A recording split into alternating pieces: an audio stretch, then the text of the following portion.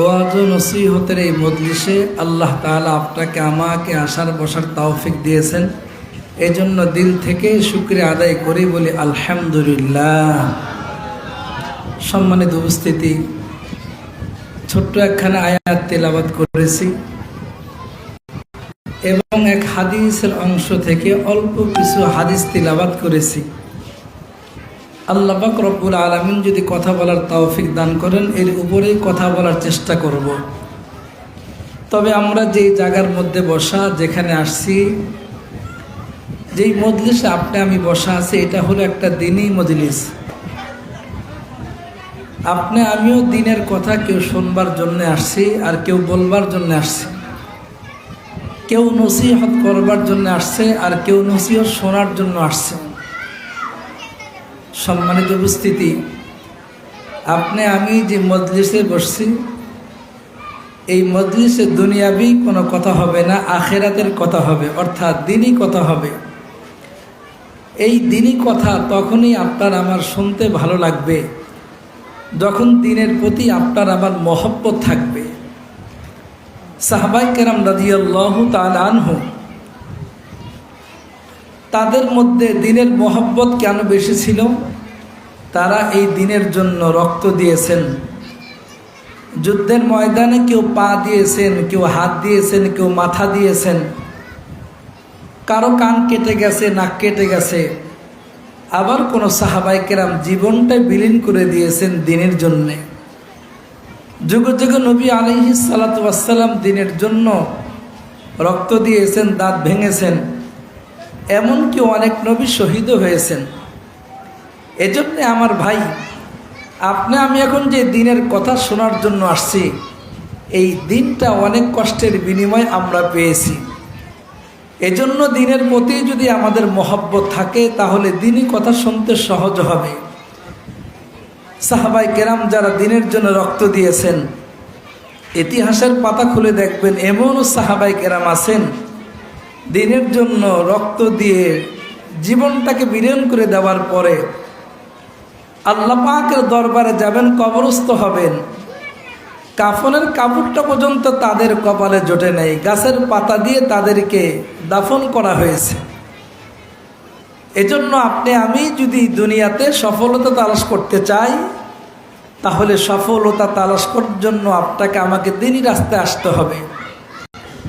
আর কে সফল? সফলতার মাপকাঠি কি? সফলতার মাপকাঠির ব্যাপারে আল্লাহ তাআলা বলেন, قال الله سبحانه وتعالى وإنما توفون أجوركم يوم القيامة فمن زحزح عن النار وأدخل الجنة فقد فاز। আল্লাহ পাক রব্বুল আলামিন বলেন, আপনি আমি যদি সফলতা চাই, সফল মানুষ যদি হতে চাই, তাহলে সফল ব্যক্তিকে আল্লাহ পাক রব্বুল আলামিন কোরআনে বলেন, কুল্লু নাফসিন যায়িকাতুল মাউত ওয়া ইন্নামা তুওয়াফাউনা উজুরাকুম ইয়াওমাল কিয়ামাহ ফামান যুহজিহা আনিন নার ওয়া উদখিলাল জান্নাতা ফাকাদ ফাজ। আল্লাহ পাক রব্বুল আলামিন বলেন, সফল তো ওই ব্যক্তি যেই ব্যক্তি দুনিয়া থেকে মৃত্যুর শরাব পান করবার পরে, পৃথিবীতে এমন কোনো মানুষ নাই যেই মানুষ ইন্তেকাল করবে না, মৃত্যুর শরাব পান করবে না। কিন্তু আল্লাহ পাক রব্বুল আলামিনের কিছু নির্দিষ্ট মানুষ আছে, গোলাম আছে। ওই গোলামেরা মৃত্যুর শরাব পান করবার পরে আল্লাহ পাক রব্বুল আলামিন তারা দুনিয়াতে যা কিছু করেছেন তার ফলাফল আল্লাহ তাআলা দিবেন। এজন্যই তো আল্লাহ তাআলা বলেন, ওয়া ইন্নামা তুওয়াফাউনা উজুরাকুম ইয়াওমাল কিয়ামাহ ফামান যুহজিহা আনিন নার ওয়া উদখিলাল জান্নাতা ফাকাদ ফাজ। আল্লাহ বলেন, নবী, আপনার উম্মত সফল হবে, আমার গোলাম সফল হবে।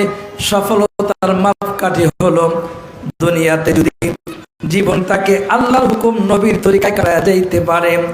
আজান হয়ে গেছে, দোকানটা বন্ধ থাকে, আজান হয়ে গেছে, নামাজের জন্য বান্দা প্রস্তুতি নেয়, রব্বে কারিম বলেন, এমন একটা জিন্দিগি নিয়ে আপনি আমি যদি কবরের জিন্দিগিতে যাইতে পারি, তো আল্লাহ পাক রব্বুল আলামিন দুনিয়াতে থেকে থেকে যা অর্জন করলাম ওই জিনিসটা আল্লাহ তাআলা কবরে আপনাকে আমাকে ফয়সালা করবেন।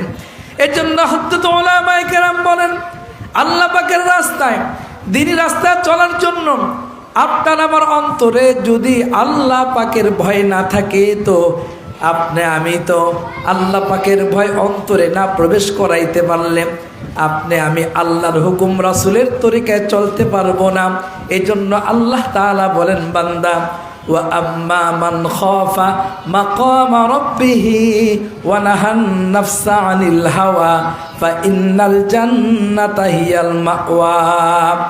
বান্দা যখন আল্লাহকে ভয় করবে, মসজিদে আজান হয়ে গেছে, বান্দা আল্লাহর ভয় থাকবার কারণে দোকানটা বন্ধ হয়ে যাবে। বান্দার অন্তরে যদি আল্লাহ পাকের ভয় থাকে আর যদি রাসূলের মহব্বত থাকে, আল্লাহর নবী মুহাম্মদ আরবি সাল্লাল্লাহু আলাইহি ওয়াসাল্লামের মহব্বত থাকবার কারণে আজান হয়ে গেলে নবীর কথা মনে হবে, বান্দা মসজিদে না গিয়ে থাকতে পারবে না। এজন্য একজন কবি বলে, কেইসে কেইসে তাজেদারো বাদশাহ জলবাসি ও খাজিনা বালা খানা শান শৌকত ক্যা হুয়ে। দুনিয়াতে কত রাজা বাদশাহ আসছে, সব রাজা বাদশারাই চলে গেছে, তাদের ধন সম্পদ এগুলো ধ্বংস হয়ে গেছে। এজন্য মুসলমান ইমানদার দুনিয়ার জায়গা থেকে যাবেন, দুনিয়া নিয়ে আখিরাতে যাওয়া বড় মুশকিল হয়ে যাবে। এজন্য অন্তরে আল্লাহ পাকের ভয় সৃষ্টি করা। হযরতে ওমর রাদিয়াল্লাহু তাআলা আনহু আল্লাহকে এই পরিমাণ ভয় করতেন, আর যখনই তিনি মৃত্যুর কথা শুনতেন তো আশ্চর্য হয়ে যাইতেন। হযরত ওমর চিন্তা করলেন, দুনিয়ার জিন্দেগিটা আখিরাতের জিন্দেগি মতো বানায়া যাওয়া চাই। এজন্য হযরত ওমর রাদিয়াল্লাহু তাআলা আনহু তিনি একজন সঙ্গীকে জিম্মাদারি দিলেন, আজকের পর থেকে তোমার জিম্মাদারি হলো আমি ওমরের সামনে এসে আমাকে মৃত্যুর কথা স্মরণ করায় দেবা। কারণ মৃত্যুর কথা যখন কারো স্মরণ থাকে তো লোকটা গুনাহের কোনো কাজ করতে পারে না। এজন্যই দোস্ত দেখবেন, কারো ক্যান্সার হয়েছে, নামাজ পড়া শুরু করছে, কেউ জানতে পারলো তার সময় একেবারে কম, মিথ্যা কথা বন্ধ হয়ে গেছে।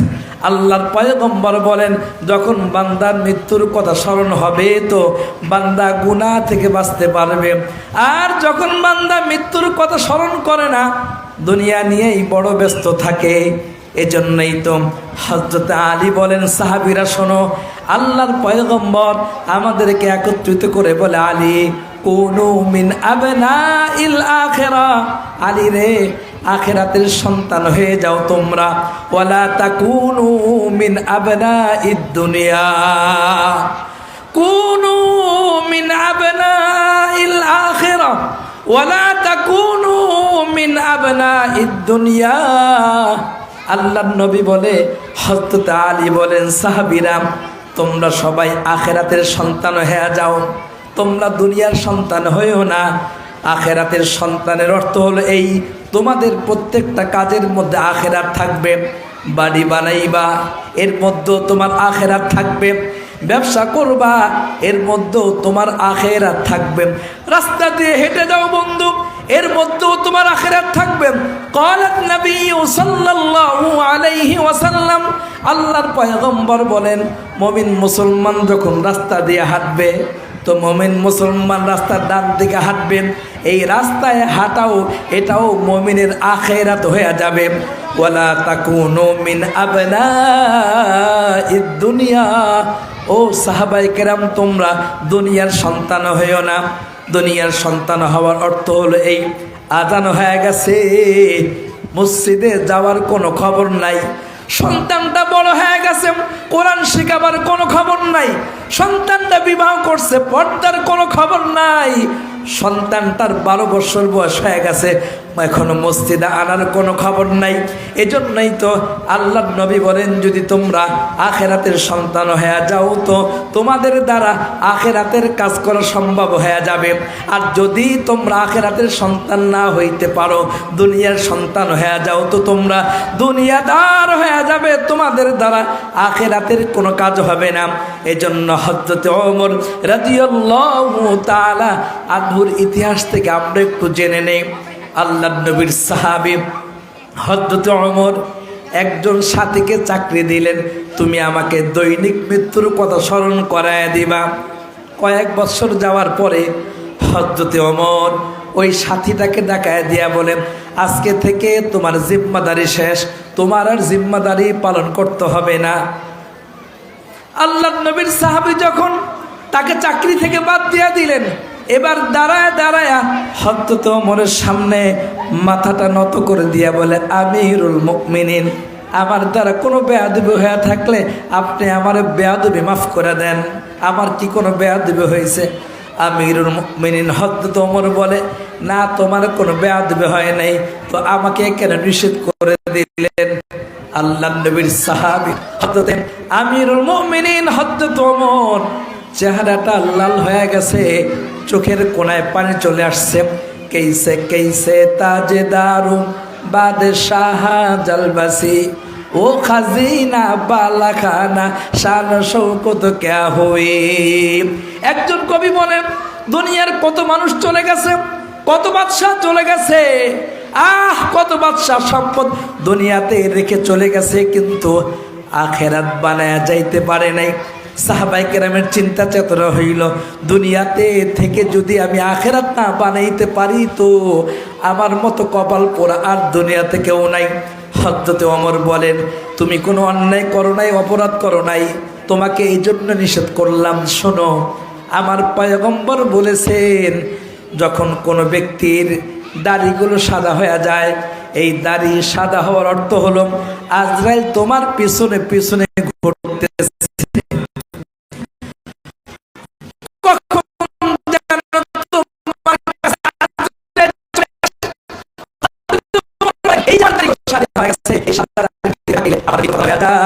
ও আল্লাহর নবী পাকের সাহাবী আমার দোস্ত, এজন্য আমার দাড়িগুলা সাদা হয়ে গেছে।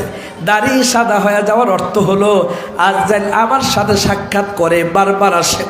এই সাদা দাড়ি আমাকে মৃত্যুর কথা মনে করায় দেন, এজন্য তোমাকে আমি স্মরণ করায় দেন, এজন্য তোমাকে আমি ছুটি দিয়া দিলাম। আজকের পর থেকে তোমাকে আর আমাকে মৃত্যুর কথা স্মরণ করায় দিতে হবে না। মুসলমান ইমানদার, যখন আপনার আমার সামনে মৃত্যুর কথা বেশি বেশি স্মরণ হবে, নামাজ পড়তে সুবিধা হবে। কারণ মৃত্যুর কথা স্মরণ হইলে মানুষ গুনাহ ভুলে যায়, মৃত্যুর কথা স্মরণ হইলে মানুষ আল্লাহর কথা স্মরণ হয়। এজন্য আল্লাহ পাক রব্বুল আলামিন কখনো কখনো কোরআনে আপনাকে আমাকে বলেন, ইয়া আইয়ুহান নাস ইত্তাকুল্লাহ, ওহে দুনিয়ার মানুষ আল্লাহকে ভয় করো। কখনো কখনো বলেন, ইয়া আইয়ুহাল্লাযীনা আমানু ইত্তাকুল্লাহ, কখনো কখনো বলেন, ওহে মুমিনেরা আল্লাহকে ভয় করো। আবার কখনো ডাক দিয়া বলেন, ইয়া আইয়ুহান নবী, ও নবী ইত্তাকুল্লাহ, আল্লাহকে ভয় করো। এর অর্থ হলো বান্দার অন্তরে যদি আল্লাহ পাকের ভয় থাকে তো বান্দার দ্বারা আল্লাহর গোলামি করা সহজ হবে। আর যদি বান্দার অন্তরে আল্লাহ পাকের ভয় না থাকে তো বান্দার দ্বারা আল্লাহর গোলামি হবে না। এরকম আল্লাহর ভয়ওয়ালা একজন সাহাবী হযরতে সিদ্দিক আকবর রাদিয়াল্লাহু তাআলা আনহু, আল্লাহর নবী দুনিয়া থেকে চলে গেছেন। সিদ্দিক আকবর আমিরুল মুমিনিন হলেন।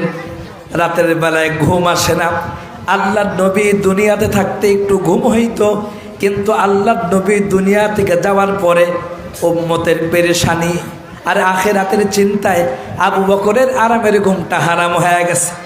একদিন রাত্রিবেলা সিদ্দিক আকবর তাহাজ্জুদ নামাজ পড়ার পরে চোখ বন্ধ করে, কিন্তু ঘুম আসে না, ঘুম আসে না। আল্লাহর নবীর সাহাবী সিদ্দিক আকবর রাদিয়াল্লাহু তাআলা আনহু তাহাজ্জুদ নামাজটা পড়ার পরে আস্তে আস্তে তিনি জান্নাতুল বাকির দিকে যাইতেছেন। জান্নাতুল বাকি হলো ওই জায়গা, যেই জায়গার মধ্যে সাহাবায়ে কেরামকে কবর দেওয়া হয়েছে। মদিনার পাশেই যেই জায়গা, এই জান্নাতুল বাকিতে রাতের গভীরে আল্লাহর নবীর সাহাবী হযরতে আবু বকর সিদ্দিক তিনি জান্নাতুল বাকির সামনে আসছেন। আয়েশা তিনি দাঁড়ায় দাঁড়ায় কাঁদতেছেন, কখনো আকাশের দিকে তাকায়, আবার কখনো কবরের দিকে তাকায়। সিদ্দিক আকবর দাঁড়ায় দাঁড়ায় কবরওয়ালাদের সাথে কথা বলেন।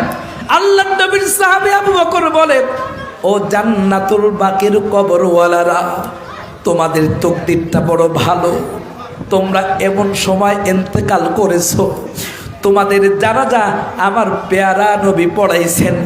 আর যাদের জানাজা আমার পেয়ারা নবী পড়াইছেন তারা তো আল্লাহর জান্নাতের মেহমান হয়ে গেছে। ও জান্নাতের পাখিরা, জান্নাতুল বাকির মেহমানেরা, বলো না আবু বকরের কি অবস্থা হবে? কারণ আবু বকর যদি এখন ইন্তেকাল করে, কুল্লু নাফসিন যায়িকাতুল মাউত, আবু বকর যদি এখন ইন্তেকাল করে, আবু বকর কবরে যাবে, বলো না জান্নাতুল বাকির মেহমানেরা, আল্লাহর নবী দুনিয়া থেকে বিদায় হয়ে চলে গেছেন, আবু বকরের জানাজাটা আর আল্লাহর নবী পড়াবেন না। হায় আফসোস, আল্লাহর নবী দুনিয়া থেকে চলে গেছে। সিদ্দিক আকবর কান্নায় ভেঙে পড়ছেন, কারণ আল কবরু ক্বালা নবী সাল্লাল্লাহু আলাইহি ওয়াসাল্লাম, ক্বালা নবী সাল্লাল্লাহু আলাইহি ওয়াসাল্লাম, আল কবরু রাওযাতুম মিন রিয়াদিল জান্নাহ আও হুফরাতুম মিন হুফারিন নার। সিদ্দিক আকবর রাসূলের এই হাদিস পড়েছেন, এই কবর কার জন্য জান্নাতের বাগান হবে, আবার কারোর জন্য জাহান্নামের ঘাটি হবে। এর জান্নাতুল বাকির কবরওয়ালারা, আমি মারা গেলে আমার জানাজাটা কে পড়াবে? আল্লাহর নবী তো দুনিয়াতে নাই। अरे आकिल न हो गाफिल तुझे दुनिया से जाना है, आज भी जाना कल भी जाना, जाना तो एक दिन है। সিদ্দিক আকবরের অন্তরে কবরের কথা স্মরণ হয়ে গেছে, বিদায়ের কথা স্মরণ হয়ে গেছে, তাই তো জান্নাতুল বাকির কবরস্থানে দাঁড়ায় দাঁড়ায় কাঁদতেছে। একটু পরে আল্লাহর নবীর আরেকজন সাহাবী হযরতে ওমর রাদিয়াল্লাহু তাআলা আনহু আসছেন। দূর থেকে দেখতেছেন একজন লম্বা মানুষ দাঁড়ায় আছে, কে হইতে পারে, কে হইতে পারে? হযরতে ওমর কাছে আসছে, আয়েশা দেখে না না, এই গভীর রজনীতে আল্লাহর পাগল আবু বকর ছাড়া কেউ হইতে পারে না। আয়েশা দেখে সিদ্দিক আকবর জান্নাতুল বাকির মধ্যে দাঁড়ায়া চোখের পানি ছেড়ে দিয়ে কান্না করতেছেন। কারণ সাহাবীরা জানেন আল্লাহর কোরআনে আল্লাহ বলছেন, ফালইয়াদহাকু কলিলা ওয়ালইয়াবকু কাসীরা। আল্লাহ বলে বান্দা বেশি বেশি কান্না করো, কারণ হাসলে দিল মরে যায়, আমলটা নষ্ট হয়ে যায়। আল্লাহর নবীর সাহাবী আবু বকর কান্না করতেছেন, হযরত ওমর পিছন থেকে এসে বলেন, ভাই আবু বকর কান্না করার কারণটা কি? নিচে তাকায় দেখে আবু বকরের পায়ে কোনো জুতা নাই, খালি পায়ে। সিদ্দিক আকবরের মুখের দিকে তাকায়া ওমর ডাক দিয়া বলে, এরে আবু বকর, কত করে বললাম বাইতুল মাল থেকে বেতনটা বাড়ায় নাও। সিদ্দিক আকবর বলে, এই কথা কেন? আল্লাহর নবীর সাহাবী ওমর বলে, ভাই আবু বকর, তুমি দেশের প্রধানমন্ত্রী আমিরুল মুমিনিন, তোমার পা খালি, তুমি খালি পায়ে হাঁটতেছো, দেখতে কেমন লাগে? এই কথা বলে হযরতে ওমর নিজের পায়ের জুতাটা খুলে সিদ্দিক আকবরের সামনে আগে বাড়ায় দিলেন। আপনি খালি পায়ে চলবেন আর আমি ওমর জুতা পায়ে দিয়ে হাঁটবো, এমন আদর্শ আল্লাহর নবী আমাদেরকে শিক্ষা দেয় নাই। সিদ্দিক আকবর ওমরের মুখের দিকে তাকায়া চোখের পানি ছেড়ে দিয়ে বলে, এরে ওমর, তুমি কিভাবে চিন্তা করলা আমার জুতা নাই? দেখো এই যে আমার জুতা, হাতের নিচে জুতা নিয়ে সিদ্দিক আকবর দাঁড়ায় আছে, এবার জুতা তিনি নামাইছেন। আল্লাহর নবীর সাহাবী হযরতে ওমর বড় আশ্চর্য হয়ে গেছে।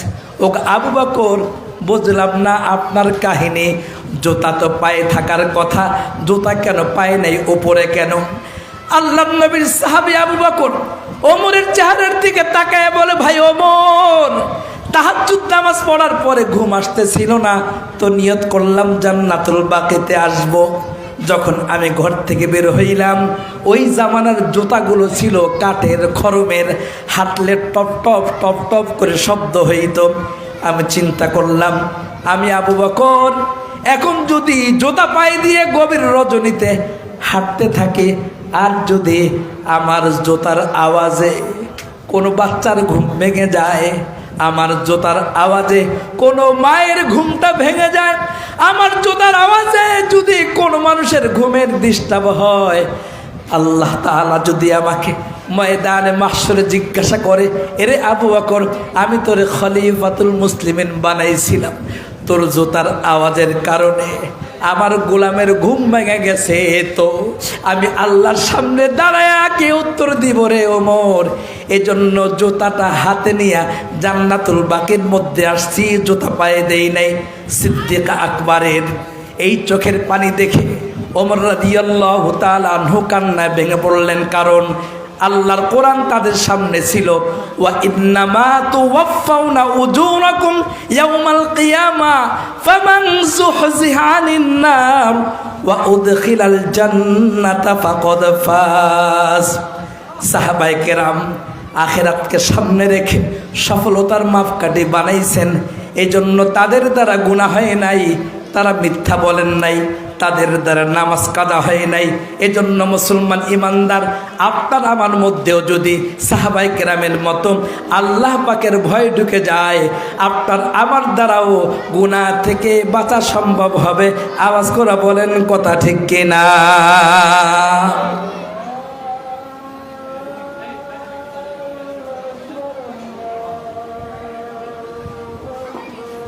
নামাজের সময় দেওয়া হবে, ওজুরের সময় দেওয়া হবে। আচ্ছা, সম্মানিত উপস্থিতি, যেটা বলতেছিলাম, সাহাবায়ে কেরাম রাদিয়াল্লাহু তাআলা আনহুর মতো যদি আপনার আমার অন্তরে আল্লাহ পাকের ভয় ঢুকে যায়, তাহলে সমাজে দেখবেন যুবক কখনো তার বাবার সাথে বেয়াদবি করবে না, যুবতী কখনো তার মায়ের সাথে বেয়াদবি করবে না, স্ত্রী কখনো স্বামীর সাথে বেয়াদবি করবে না, স্বামীও কখনো স্ত্রীর হক নষ্ট করবে না। এজন্য আজকের এই বয়ান থেকে মেসেজ নেওয়া দরকার, আল্লাহ পাক রব্বুল আলামিন আপনাকে আমাকে সফলতা দিবেন, তবে সফলতার জন্য আল্লাহ পাকের ভয় যদি আপনার আবার অন্তরে ঢুকে যায়, তাহলে আপনি আমি আল্লাহ তাআলার প্রত্যেকটা কাজ করতে পারবো। যখন আপনার আমার অন্তরে আল্লাহ পাকের ভয় থাকবে না, তো আপনারা আমার দ্বারা আল্লাহর হুকুম মানা, রাসূলের তরিকায় চলা, এটা কোনোভাবে সম্ভব না। কোন ভাষায় বললেন আমি আপনাদেরকে বুঝাইতে পারবো? মুহতারাম হাজিরিন, সামান্য থেকে সামান্য গরমের কারণে আমরা ঘর থেকে বের হয়ে যাই, অনেক সময় রাস্তাতে দেখা যায় আমার বোনেরা, আমার মায়েরা রাস্তায় চলে আসছে। প্রশ্ন করি, আম্মা যান রাস্তায় কেন বের হয়ে গেলেন? আমার আম্মা হয়তোবা তিনি উত্তর দেন, কারেন্ট চলে গেছে, ঘরের মধ্যে প্রচণ্ড গরম, ঘরে থাকা সম্ভব না, এজন্য ঘর থেকে বের হয়ে গেছি, মাথায় কাপড় নাই, শরীরে কাপড় নাই, পদ্মার কোনো খবর নাই। মুহতারাম হাজিরিন, আমি আমার ওই মাকে বলবো, মা, দুনিয়াতে তো কারেন্ট চলে গেলে দরজা জানালা খোলা থাকে, আখেরাতে কবরটা চোখ বন্ধ হয়ে গেলে, আপনি আমি কবরে চলে গেলে কবরের তো কোনো দরওয়াজা নাই, জানালা নাই, তো আপনি আমি ওই কবরে কিভাবে থাকবো? হায়, যদি কবরের কথা আপনার আমার স্মরণ থাকে, যেন এই ঘরের পরে দ্বিতীয় ঘর হলো আমার কবর, ওই কবরের সামান আমি কি তৈয়ার করলাম। এজন্য যাদের চোখের সামনে কবর সামনে থাকবে, মৃত্যু সামনে থাকবে, মুসলমানের এই দুনিয়ার পরে আর একটা দুনিয়া হলো কবর। আল কবর রওজাতুম মিন রিয়াদিল জান্নাহ আও হুফরাতুম মিন হুফারিন নার। দুনিয়ায় আমল আখলাক আপনাকে আমাকে সুন্দর করতে হবে। সন্তানও যদি আল্লাহ পাককে ভয় না করে, সে তার মায়ের হুকুম পালন করতে পারবে না। এজন্য সম্মানিত উপস্থিতি, আমরা যারা বসা আছি, আল্লাহ পাকের ভয় আপনার আমার অন্তরে ঢুকে গেলে আপনার আমার দ্বারা গুনাহ হবে না। এজন্য আমাদের আল্লাহ ওয়ালারা বলেন, বুজুর্গরা বলেন, আল্লাহ পাকের ভয় আপনার আমার অন্তরে কিভাবে ঢুকবে? এজন্য আল্লাহ ওয়ালাদের সাথে সম্পর্ক রাখা, একজন আলেমের সাথে সম্পর্ক রাখা, সোহবত রাখা, সোহবতের দ্বারা আল্লাহ ওয়ালার কাছে যাওয়া আসার দ্বারা আমার এই গুণগুলো অর্জন হবে। নামাজও পড়লাম, গুনাও করলাম, এমন নামাজ আপনাকে আমাকে জান্নাতে নিতে পারবে না। নামাজও পড়লাম, সুদও খাইলাম, এমন নামাজ আপনাকে আমাকে জান্নাতে নিবে না। নামাজও পড়লাম, আব্বা আম্মার সাথে বেয়াদবি করলাম, বড় আফসোসের সাথে বলতে হয় বর্তমান প্রেক্ষাপটে আমাদের মা বোনদের যে আচরণ, আল্লাহ মাফ করেন, আল্লাহ মাফ করেন। স্বামীর খেজমত, একসময় ওয়াজ করতাম পিতা মাতার খেজমত, স্বামীর খেজমত এখন নাই বললেই চলে। আমি আমার ওই বোনকে বলবো, যেই বোন আমার আলোচনা শুনতেছেন, স্বামীর খেজমত না করলে, স্বামী নারাজ না থাকলে আমার কোনো ইবাদত আসমান পর্যন্ত উঠবে না। এজন্য স্বামী সন্তুষ্ট হয় এমন কাজ করা। স্বামী খুশি হবে স্বামীর আব্বা আম্মার খেজমত করলে, স্বামী খুশি হবে স্বামীর কথা মতো চললে। সারাদিন বেচারা কত কষ্ট করে কাজ করে আসছে, ঘরে আসার পরে ঝগড়া লাগায় দিলাম। দিনের বুঝ আল্লাহ পাকের ভয় না থাকবার কারণে। এজন্য দিনের বুঝ তখন আসবে যখন আপনি আমি দিনদার কোনো মানুষের সাথে চলব। আমরা যে মাদ্রাসার মাহফিল আসছি তালিমুল কোরআন, এই মাদ্রাসায় ছেলেদের জন্য কোরআন পড়ার ব্যবস্থা আছে, মেয়েদের জন্য কোরআন পড়ার ব্যবস্থা আছে। সর্বশেষ কথা আমি বলতে চাই, আপনার সন্তান আপনার জান্নাত, আপনার সন্তান আপনার জাহান্নাম। দলিল সূরাতুত তাগাবুন 15 নম্বর আয়াত। আল্লাহ বলে, নবী উম্মতকে ভালোভাবে জানায় দেন, যেই সন্তান আমি তাকে দান করলাম এই সন্তান তার জান্নাত, আবার যেই সন্তান তাকে দান করলাম এই সন্তান তার জাহান্নাম। ইন্নামা আমওয়ালুকুম ওয়া আওলাদুকুম ফিতনা। সন্তান আমার জাহান্নাম কিভাবে? আল্লাহ পাক সন্তান দিয়েছেন, সন্তানকে দিন শিক্ষা দিবেন, কোরআন শিক্ষা দিবেন, এই সন্তান আপনাকে জান্নাতের মেহমান বানাবে সুপারিশ করে। আবার সন্তানকে দিন শিখাবেন না, কোরআন শিখাবেন না, এই সন্তান কিয়ামতের আদালতে আপনাকে জাহান্নামের মেহমান বানায় দিবে। এজন্য আল্লাহ পাক রব্বুল আলামিন আমাদেরকে যাদেরকে সন্তান দিয়েছেন, আপনি আপনার সন্তানটাকে ব্যারিস্টার বানান, বড় ইঞ্জিনিয়ার বানান, কোনো সমস্যা নাই। তবে বালেগ হওয়ার আগে বাচ্চাটাকে কোরআন শিখায় নেন, বালেগ হওয়ার আগে বাচ্চাটাকে কোরআন শিখায় নেন। ছোট্ট একটা ঘটনা বলি, হয়তো 2 মিনিট সময় লাগবে। আব্বারা শুধু এসে আমাদের কাছে বিচার দেয়, হুজুর ছেলে আমার কামাই করে খাওয়ায় না। ছোট্ট একটা ঘটনা বলি, এরকম এক ঘটনা হযরত ওমরের কাছেও আসছে। ওমরের কাছে এসে বলেন, আমিরুল মুমিনিন আমার সন্তান আমাকে কামাই করে খাওয়ায় না। হযরত ওমর সেনাবাহিনী পাঠায় দিলেন। এত বড় সাহস, আমি বেঁচে আছি এই সময় এই কথা আমার শুনতে হয়, সন্তান কামাই করে বাবাকে খাওয়ায় না। আমিরুল মুমিনিন গ্রেফতার করার জন্য সেনাবাহিনী পাঠায় দিলেন। এবার সেনাবাহিনী গিয়ে ওই যুবককে ধরে নিয়ে আসছে, বিচারও শুরু হয়ে গেছে। যুবক থরথর করে কাঁপতেছে। আমিরুল মুমিনিন হযরত ওমর বলেন, তোমার সন্তানের ব্যাপারে কি তোমার মামলা, এবার খুলে বলো। বাবা বললেন, আমিরুল মুমিনিন আমার সন্তান আমাকে একটাই মামলা, কামাই করে খাওয়ায় না। এই কথা বলতে দেরি ওমরের চোখগুলো বড় হয়ে গেছে। আর যুবক ছেলে দাঁড়ায় দাঁড়ায় মুস্কি মুস্কি হাসতেছে। হযরত ওমর বলেন, ও যুবক লিমাদা তাবকি, ও যুবক লিমাদা তাদহাক, তুমি কেন হাসতেছো? আমাকে কি ভয় করো না? হাল তাখাফুনি, তুমি কি আমাকে ভয় করো না? যুবক বলে, আমিরুল মুমিনিন এত সময় আপনাকে ভয় করেছি, এখন কেন ভয় করো না? এবার যুবক বলতেছেন, আমিরুল মুমিনিন আমার নামে মামলা করেছেন, মাশাআল্লাহ ভালো। আমার আব্বুকে জিজ্ঞাসা করেন আমার বিরুদ্ধে আরো কোনো মামলা আছে কিনা। বাবা তো ওমরের চোখের দিকে তাকায়া বুঝতে পারছে আজকে এই সন্তানকে ওমরের দরবার থেকে নেওয়া যাবে না, এখানেই তার জীবন শেষ হয়ে যাবে। কারণ ওমরের ব্যাপারে সবাই জানতেন। যুবক সন্তান এবার বলতেছেন, আমিরুল মুমিনিন আপনি এক পক্ষের কথা শুনবেন আর এক পক্ষের কথা শুনবেন না, এটা তো হইতে পারে না। আমার বাবাকে আরো ভালোভাবে জিজ্ঞাসা করেন আমার বিরুদ্ধে আরো কোনো মামলা আছে কি না। বাবা ওমরের দিকে তাকায় বলে, না না, আমার সন্তানের ব্যাপারে আর কোনো মামলা নাই। এবার যুবক সময় একেবারে সংক্ষিপ্ত 1 মিনিট সময় আছে। যুবক চোখের পানি ছেড়ে দিয়ে বললেন, আমিরুল মুমিনিন আমার আব্বাকে আমি কামাই করে খাওয়াই না, আমি বড় অপরাধী, যা শাস্তি দিবেন মেনে নিব।